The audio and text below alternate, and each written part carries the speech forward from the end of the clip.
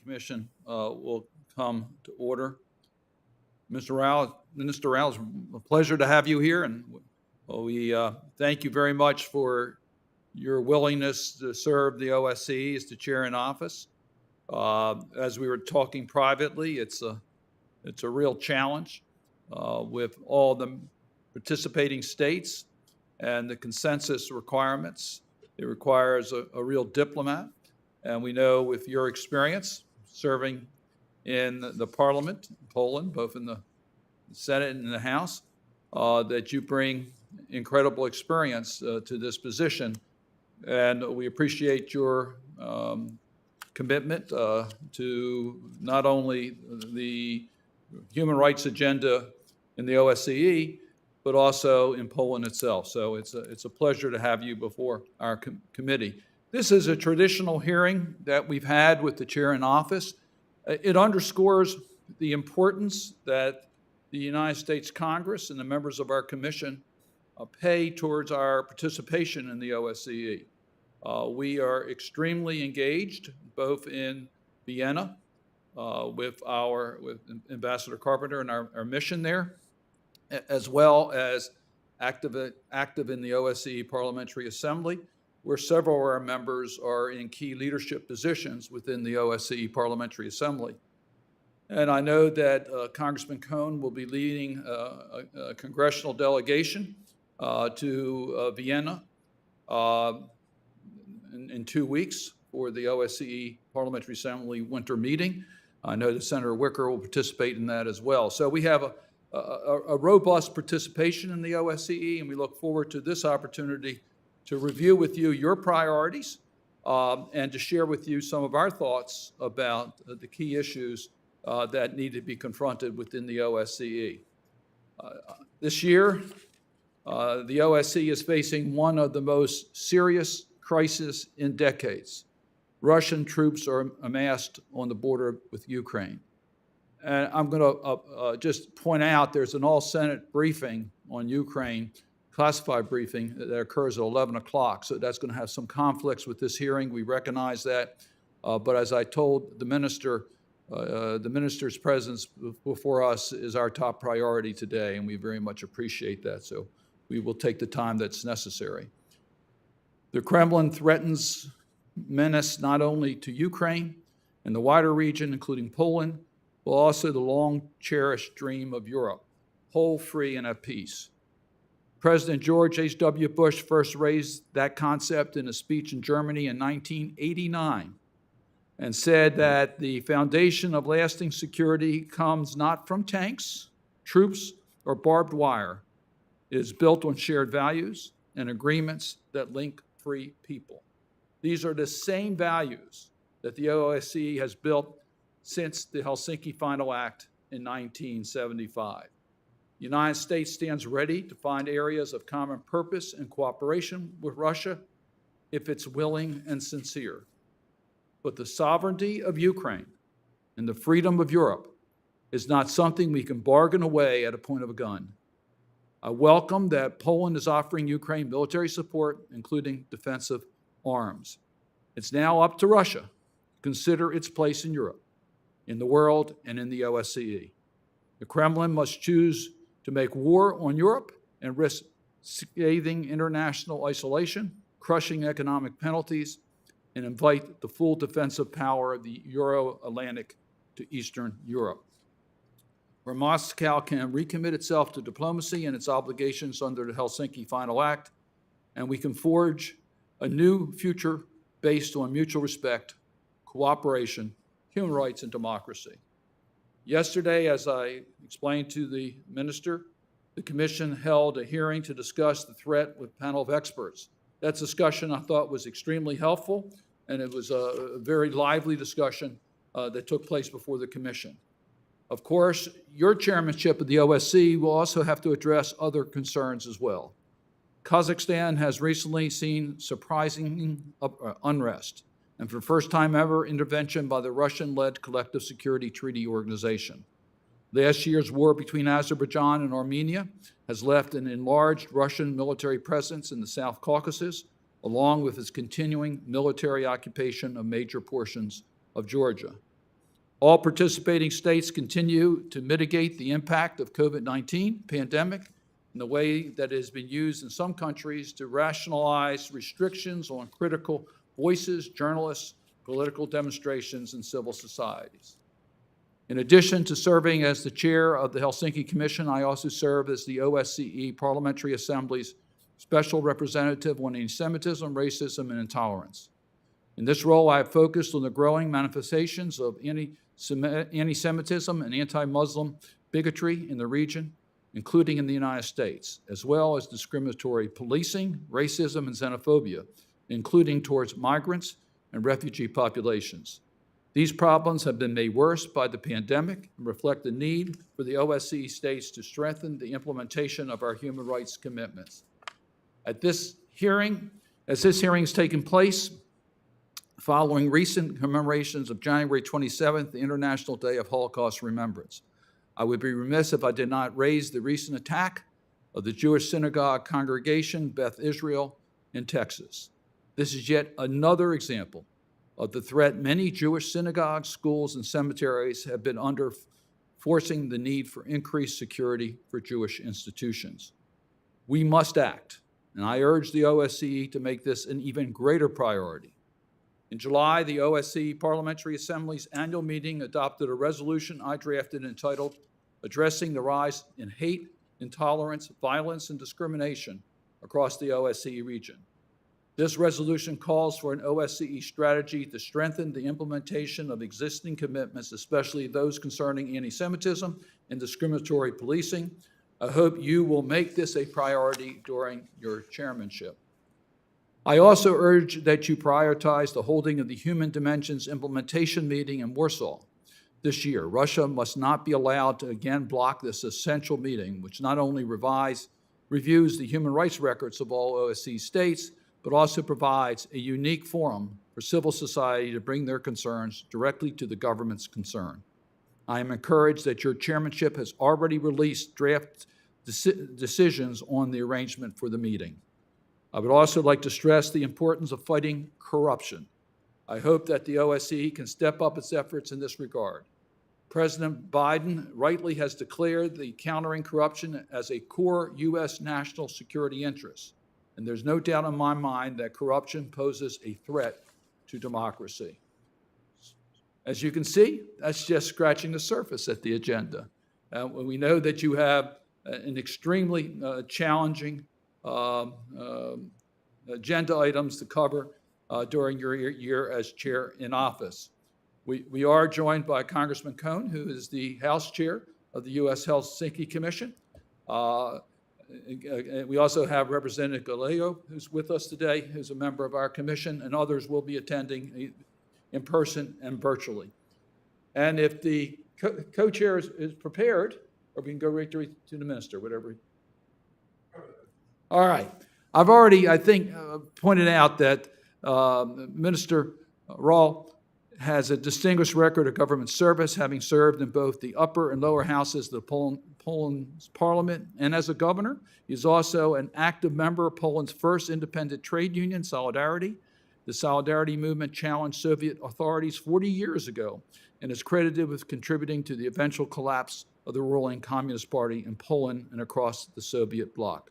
So we're really honored to have you before the committee, and you may proceed as you wish. Your written statement will be made part of our record, but you may proceed as you would like.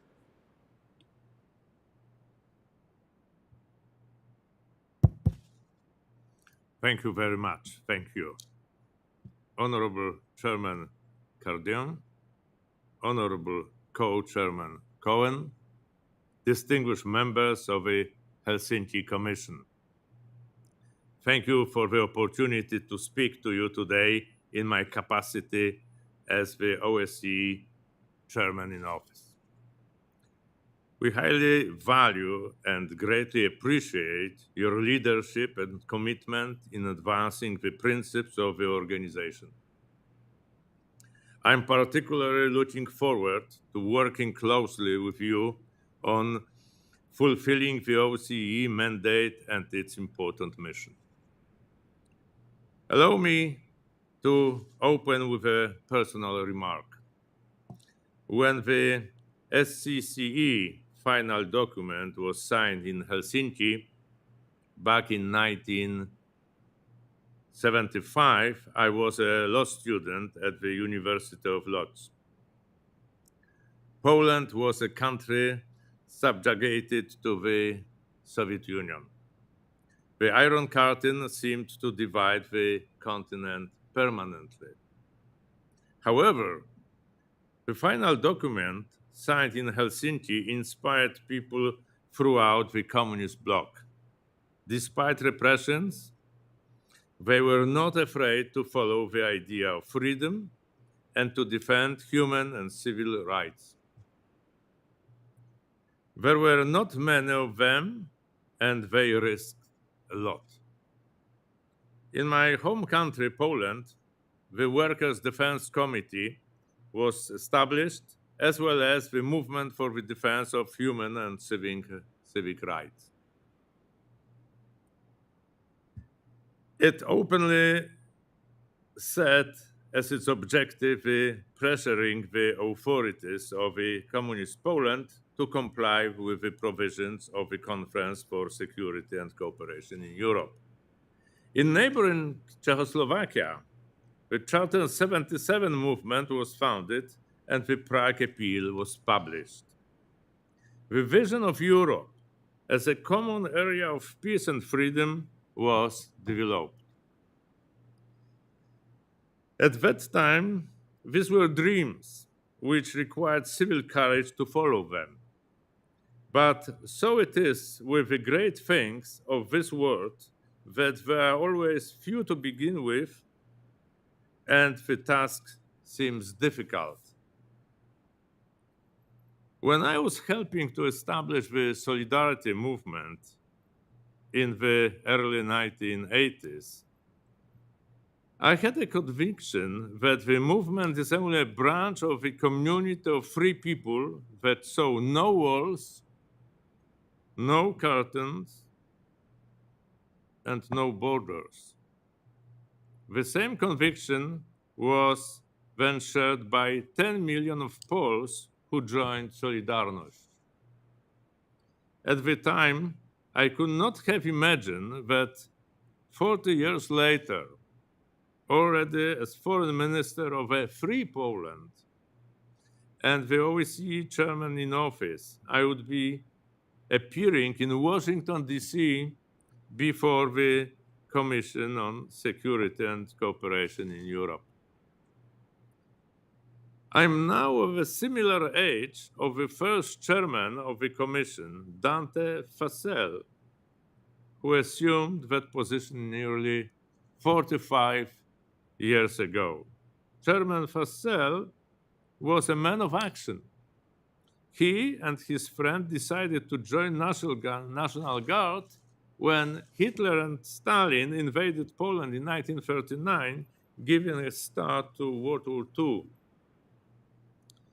He was also a man of principles, a sincere anti-communist, but at the same time, a politician aware that military force alone cannot solve the problems of this world. Mr. Chairman, distinguished members of the Commission, I am honored to visit you here, but I do not bring you good news. The drums of war are heard again in Europe.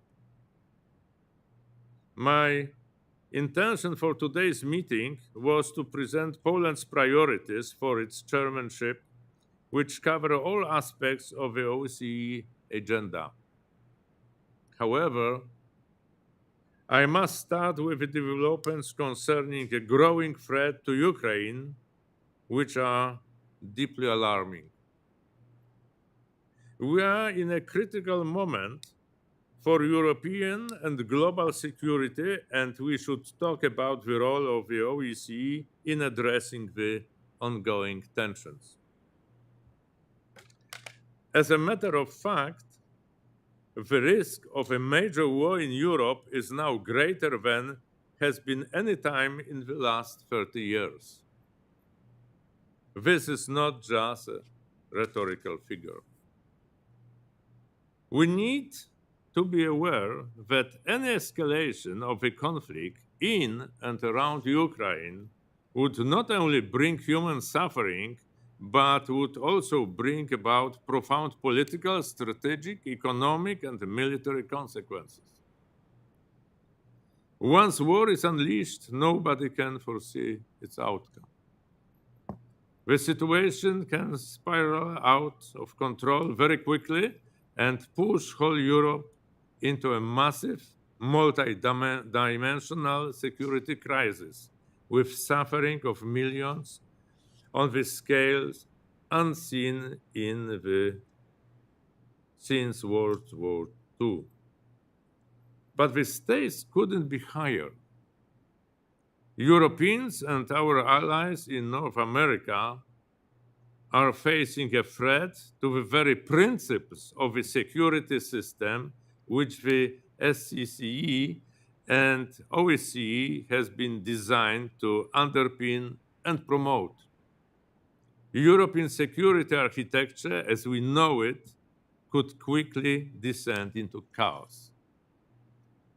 If this attempt succeeds, a threat of force and the use of force can gradually become a new standard in international politics. In the past half-century, the number of interstate arms conflicts dropped down significantly. If we allow the return of the war of aggression into the foreign policy toolbox of states, the interstate conflict can become a norm again, and the rules-based international order, established with a great deal of effort by the greatest personalities of humankind, from Woodrow Wilson to Mikhail Gorbachev, from Mahatma Gandhi to Martin Luther King and Nelson Mandela, from Andrei Sakharov to Václav Havel, and my great compatriot, Pope John Paul II, will be lost. The order they helped to build can be destroyed and replaced by another order based on one contradicting their beliefs, that is, the principles of the might makes right. Violation of the rules enshrined in the UN Charter, the Helsinki Final Act, Paris Charter for a New Europe, and other fundamental documents would have detrimental impact not only in the Euro-Atlantic area, but also globally. I cannot say it strongly enough. The consequences of erosion of peace in Europe would go beyond the old continent. The desire to redraw maps and expand by territorial grabs is becoming widespread around the world. If we fail to defend peace in Europe, the aggressors around the world would unite in using force against less powerful neighbors or rivals. And the conventional warfare could easily escalate to the nuclear level. Mr. Chairman, distinguished members of the Helsinki Commission, the OSCE can and should step up to the challenge, and this Commission's support is of the essence. Since the middle 1970s, the SCCE and later the OSCE has become a pillar of Euro-Atlantic security and stability. It brought stability to millions of people living from Vancouver to Vladivostok. It offered mechanisms of arms controls, transparency and predictability, and helped ease tensions among states. It also linked the security of states to security and rights of the individuals.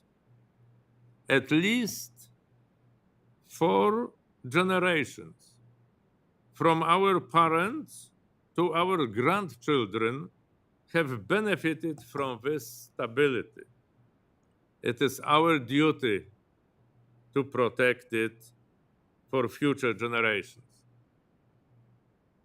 The United States and Helsinki Commission played a fundamental role in transforming OSCE into a pillar of our collective security.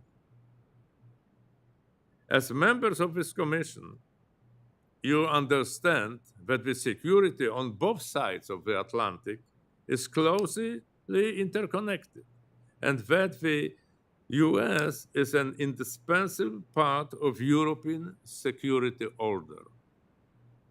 I greatly appreciate your support, which is a visible manifestation of indivisibility of our security in the Euro-Atlantic area. I am sure that together we can find the way out of any crisis. Mr. Chairman, distinguished members of the Helsinki Commission. Against this backdrop, Poland wants to act diligently and innovatively in pursuit of its OSCE agenda. Mindful of our common principles and values, we want to use existing instruments and also create frameworks that will allow to ease tensions, improve the climate of cooperation, and return to Helsinki culture of resolving problems. To this end, I have proposed an initiative to start a dedicated informal process within the OSCE which aims to reinvigorate the European security dialogue. We would focus on strengthening a broad set of confidence and security building measures to cover such areas like military transparency, risk reduction, incident prevention, and non-military aspects of security. As a part of the process, I'm going to invite the participating states to a dialogue on the relationship between the main principles related to the political military aspects of European security as developed within the OSCE and on the application of these principles in the current situation. There is a need to compare notes about understanding of the concepts of comprehensive security, indivisibility of security, and peaceful coexistence and their relationship with other OSCE principles, such as the freedom of adherence to alliances. I believe that this is an enormous opportunity for the OSCE to show its relevance and effectiveness in the 21st century. The modalities of this initiative is now being discussed in Vienna, and I call on all participating states to engage in this process in good faith.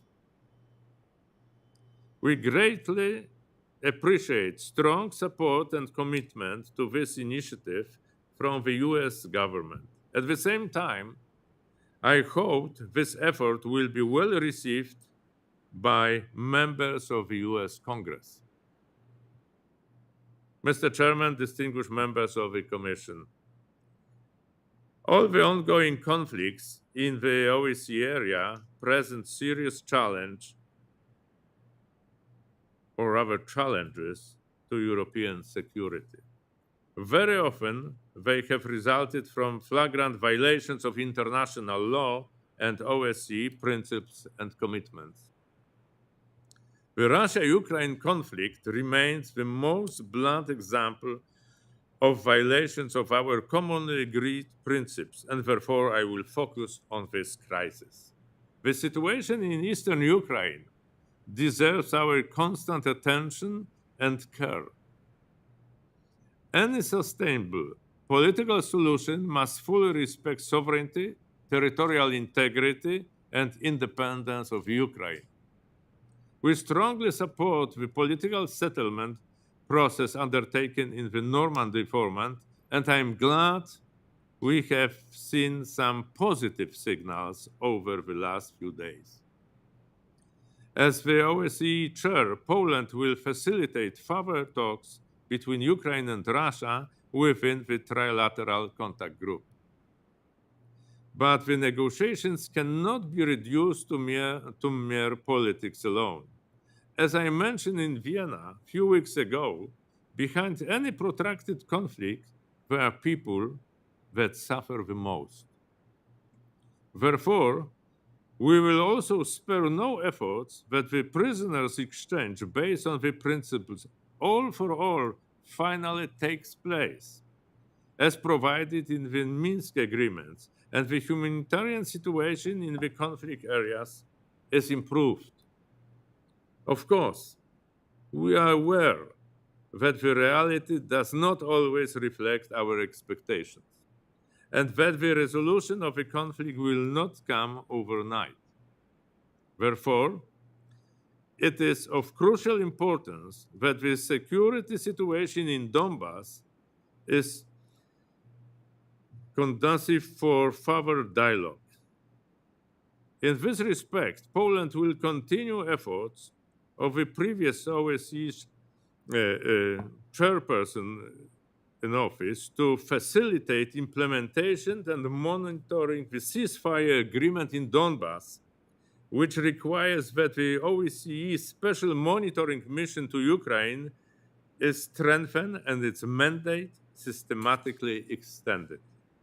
The most urgent challenge is to ensure that SMM monitors have unrestricted and unconditional access throughout Ukraine.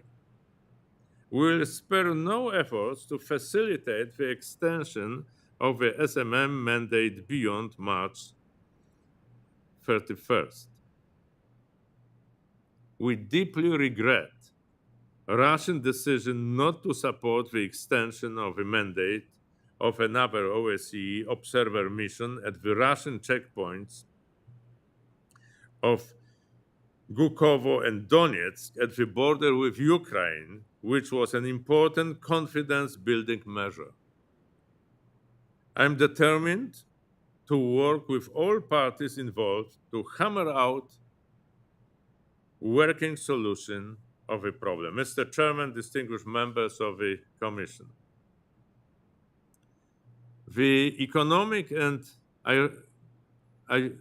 environmental aspects will remain crucial for the comprehensive concept of security in the OSCE area. The COVID-19 pandemic has had a detrimental impact on many aspects of our economic and social life. It is therefore only natural for our chairmanship to focus on sharing experience and best practices in solving challenges related to the pandemic. The same is true of the OSCE's possible role in advancing climate and energy policies that are key to the security and stability of the participating states.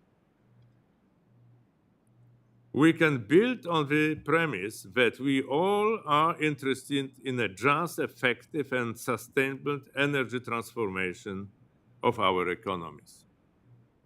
We will also focus on anti-corruption, promotion of investments, business, good governance, promotion of trade and transport, as well as human capital development. The first in-depth discussion on these issues will take place soon in Vienna and will be followed by events organized in Poland. Combating corruption is among the long-term goals of the OSCE. We fully support the activities of Mrs. Anita Ramasastrai, Special Representative of the OSCE Chairperson in Office on Combating Corruption, and we look forward to cooperating with her. I highly appreciate the Helsinki Commission record in adopting legislation introducing US sanctions against individuals violating human rights and corruption. All states should follow this example and codify the rule that no one can profit economically from actions which breach basic OSCE commitments. This includes both companies and individuals. The US could lead the way in adopting such legislation. I strongly encourage the Commission to extend this kind of legislation on those who side with aggressors and are making money on aggression by taking positions in leadership or boards of the companies controlled directly or indirectly by perpetrators of war of aggression, entities, and individuals. These sanctions should also affect people who engage in transactions with state-controlled companies run by the aggressor state. Finally, Mr. Chairman, let me stress the human-centered perspective that will apply in daily operations of our chairmanship. I will continue advocating for promotion and protection of human rights, fundamental freedoms, and democratic institutions in the OSCE area. In fact, since the very beginning of the democratic transition in Poland, my country has always been active in this field, offering our support, assistance, and sharing experience with our partners. Only in the last year, Poland offered a safe harbor for members of the Belarusian democratic opposition. We should not forget about more than 1,000 political prisoners in Belarus. This is indeed heartbreaking. For all of us, thousands of families are affected. We should keep Belarus on the agenda. As the host country of the OSCE Office for Democratic Institutions and Human Rights, we will maintain close cooperation with the OSCE autonomous institutions, firmly supporting their independent mandates. We want to dedicate more attention to the humanitarian aspects in the zones of conflict, including in particular the situation of children and persons with disabilities. I would also like to stress the necessity of the protection of women's rights in countries not only ravaged by war, but also in those societies in which oppression of women is still commonplace and socially acceptable. Similarly, promotion of freedom of religion or belief will remain pivotal importance for the Church. We should not let violence, hatred, and discrimination become a new normal in our societies. Let me remind you that it was my country that put forward a resolution establishing the International Day commemorating the victims of acts of violence based on religion or belief, approved by the UN General Assembly in May 2019. Let me also underline that Poland opposes any attempts to weaken the role and impact of the OSCE human dimension. As the OSCE chair, Poland will spare no efforts to facilitate and support preparations for the human dimension implementation meeting that should take place in Warsaw in September and the beginning of October. Mr. Chairman, distinguished members of the Commission, taking over the important role of the OSCE chair, I do feel the burden of responsibility. Being fully aware of the challenges lying ahead of us, I also look to the opportunities that we can collectively use to improve the security environment around us. And I'm confident that we will successfully manage through the current problems together by showing our unity, cohesion, and resolve. I believe that the only way out of the current crisis is to firmly stick to the fundamental principles of the peaceful relations between states as agreed in the UN Charter, the Helsinki Final Act, the Paris Charter, and subsequent OSCE documents. We must recommit to these principles, which we all have already endorsed and for long considered a guidance in our approach to building security in Europe. Europe dreamed to be whole, free, and at peace. We cannot allow to turn it instead into Europe divided, at despair, and war. Thank you. Well, Mr. Minister, thank you for that very comprehensive report outlining your priorities, which are very much in tune to the priorities of the U.S. Helsinki Commission. We intend to strongly support your leadership within the OSCE on the agenda that you have laid out. On a personal note, I appreciate you mentioning Dante Fascell. I came to the Congress in 1987, and Chairman Fascell was chairman of the House Foreign Affairs Committee. He had turned over the leadership of the Helsinki Commission to my good friend Steny Hoyer at that time, and I started my work on the Helsinki Commission when it was the CSCE, not the OSCE. So thank you for taking me back to some of those memories. I also appreciate your emphasis on the current security crisis. And you outlined how serious the current crisis is, not only related to the two countries directly involved, but to the region and even beyond the region.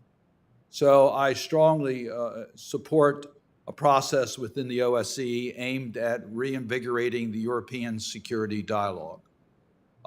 We hope that that will be the path that Russia will seek, rather than using force contrary to the Helsinki commitments.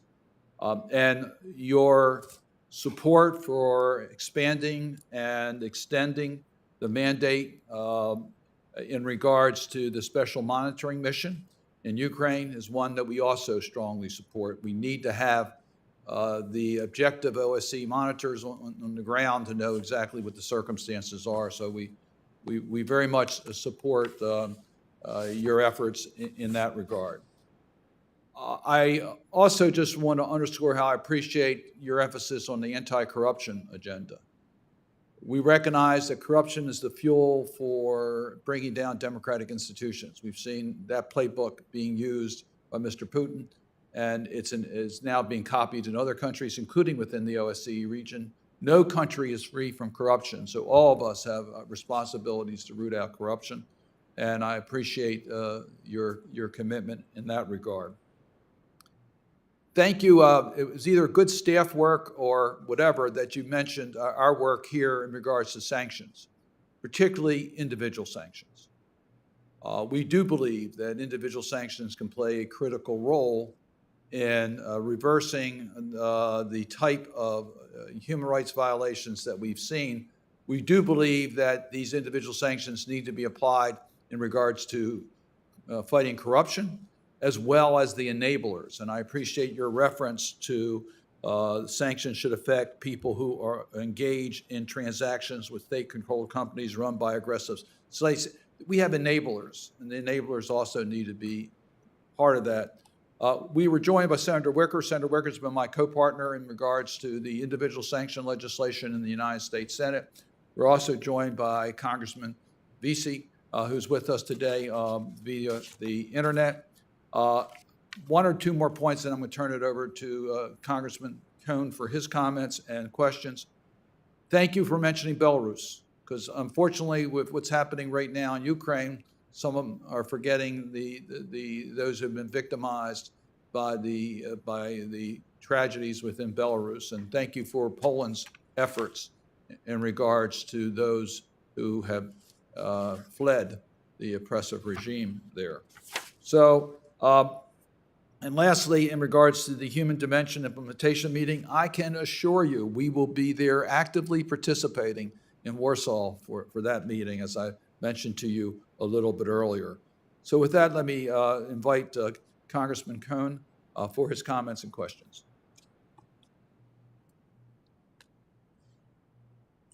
Thank you, Mr. Chairman, and Mr. Minister, thank you for coming to our hearing and to our country.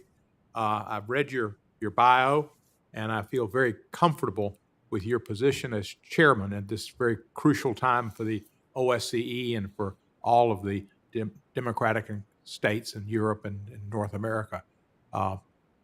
Your opening remarks took me back a little bit further even than chairman's.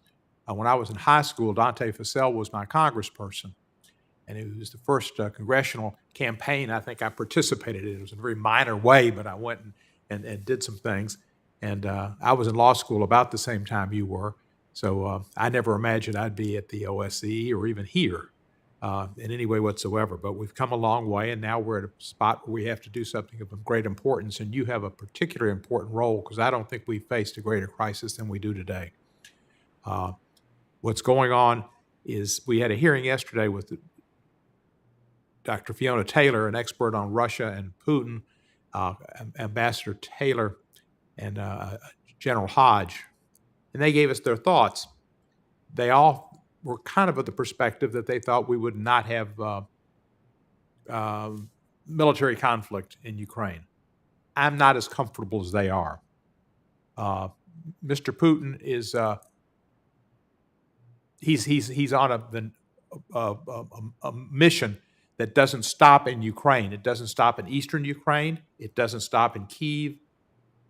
And it goes to Warsaw. So we have to be concerned greatly. Finland's at risk, Estonia, all the Baltic region. He will not stop. I feel comfortable. I think our conference in Vienna coming up in 3 weeks will be most important to discuss these issues.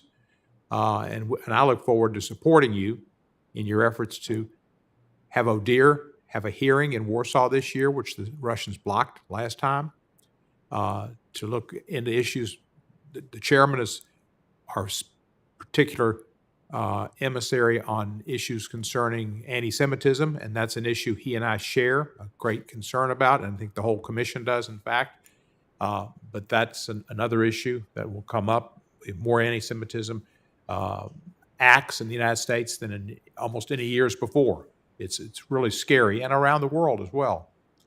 Let me deviate from these focused remarks to a little bit of an explanation or an apology, more an explanation. I was on a television program about in May of this past year, I believe it was, and I was commenting on a congressperson's remarks about concentration camps in Germany, and I was probably going somewhere I didn't need to go, but I wanted to clarify in the remarks that the concentration camps were not just in Germany, because Auschwitz is not in Germany. I just didn't use the proper terminology to say German-occupied Poland. And I said Poland because I went to Auschwitz. It was in Poland. That is Poland. But at the time, it was German-occupied Poland. I didn't mean to, in any way whatsoever, disparage the Polish people and in any way suggest that they had anything to do with the construction of the concentration camps or the process of genocide that the Germans engaged in. And you suffer from it as well. I know that. So there was a lot of pushback I got immediately on the social media and other places. I didn't think it was warranted, but I guess in some ways it might have been because of my indelicate terms, and I should have said German-occupied Poland. So I expressed to you my thoughts. I visited Poland on a couple of occasions. My grandmother left Poland in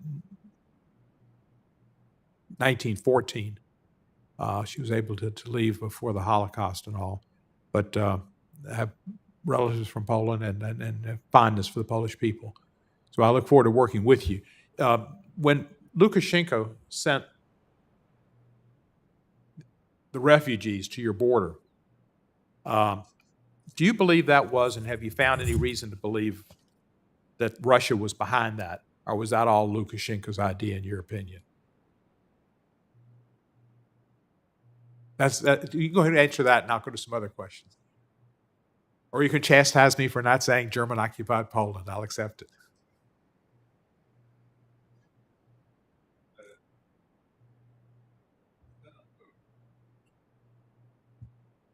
Congressman.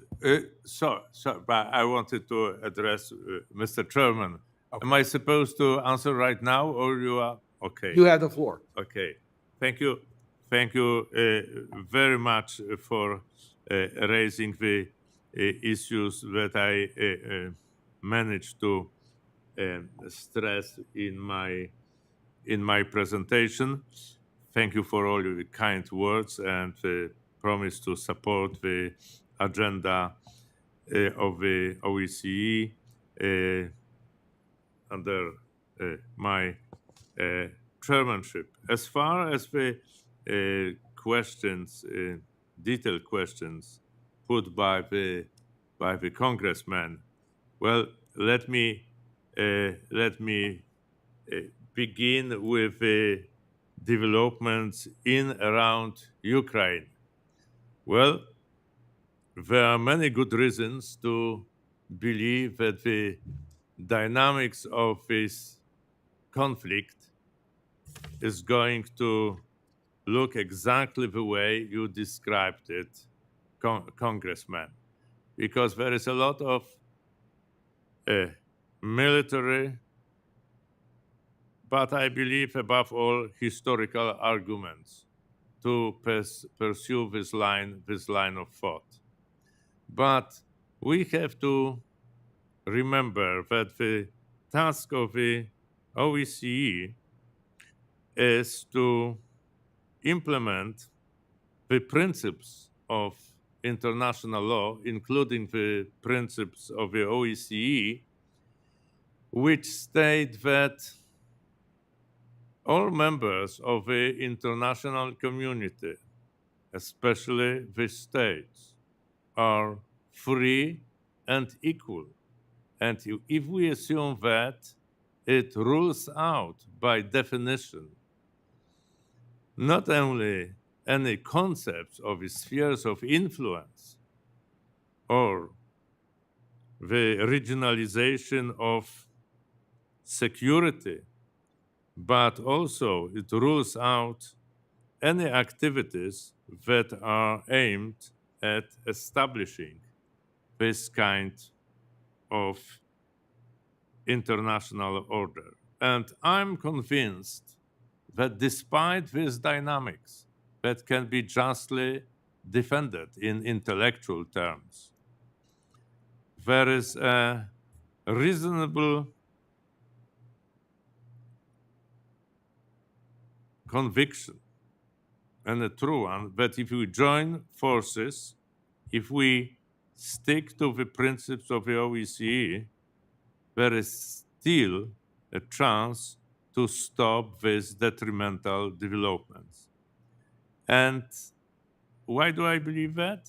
Because there is no reasonable alternative to the world that the generations of Europeans have been dreaming of. And this is, quite frankly, and I'm saying this with great conviction, what we have in Europe, what we have had in Europe in the last 30 years, it's the best time of the continent ever. And this is imperative on us, despite the political tradition we are coming from, and despite all the constellation of political constellations, including the constellations of force and power. It is still, I believe, it's imperative on us to preserve the Europe as it is today.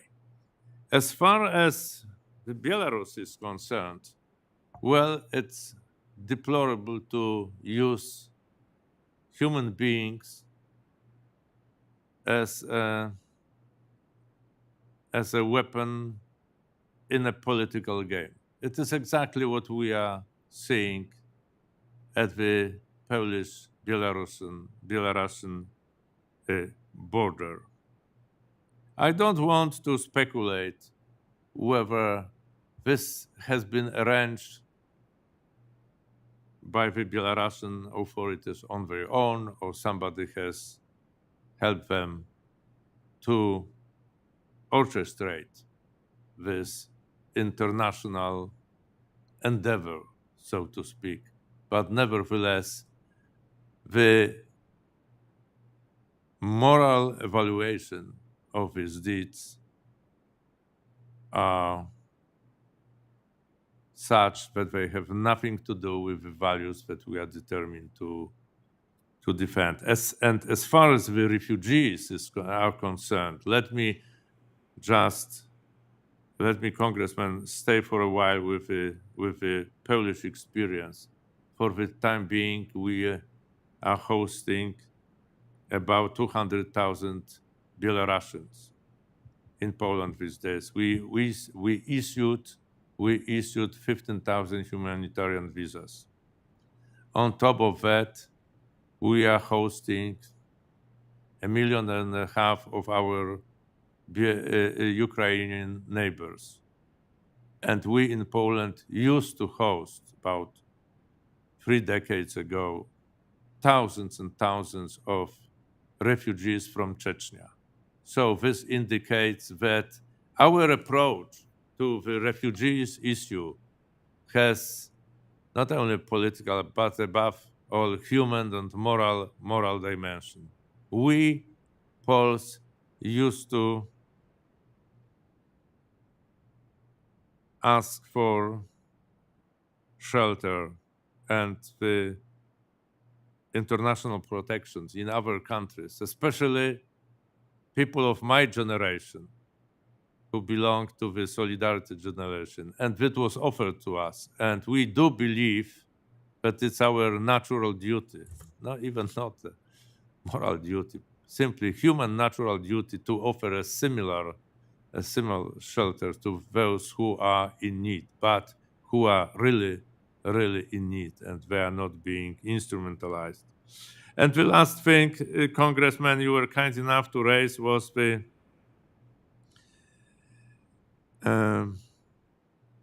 Holocaust remembers, and unfortunately the fact that intentionally or unintentionally so many